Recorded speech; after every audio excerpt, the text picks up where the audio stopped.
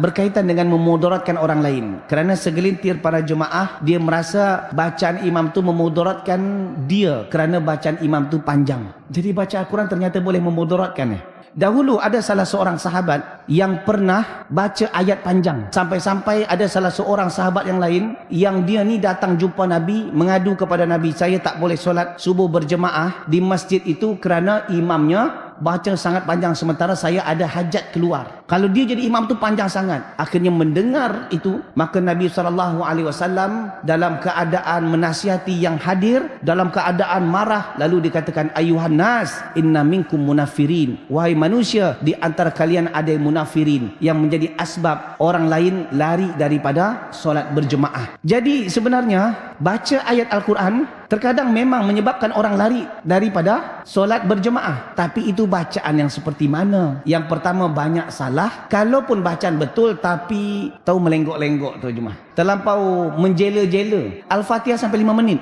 Ini menyebabkan orang tak khusyuk juga dalam solat. Sampai-sampai Nabi memberikan nasihat. Kata Nabi SAW di dalam hadis itu, boleh baca wasyamsi al-lail. Maksudnya apa? Dengan kadar segitu insya-Allah itu dah cukup. Jadi kalau asyams itu separuh muka surat. Tapi kalau itu pun panjang, dia nak baca imamnya inna a'toina rakaat pertama, qul huwallahu ahad rakaat kedua. Suruh muallaf jadi imam. Jadi bergantung kepada yang seperti mana Nabi katakan, kalau kadar separuh insya-Allah itu dah dikira biasa. Tapi kalau dibaca sampai 2 muka surat, 2 pages, itu baru dikira panjang. Kalau separuh muka surat itu pun dikira panjang, bermakna ada yang tak betul pada diri makmum. Allah Ta'ala alam bissawab.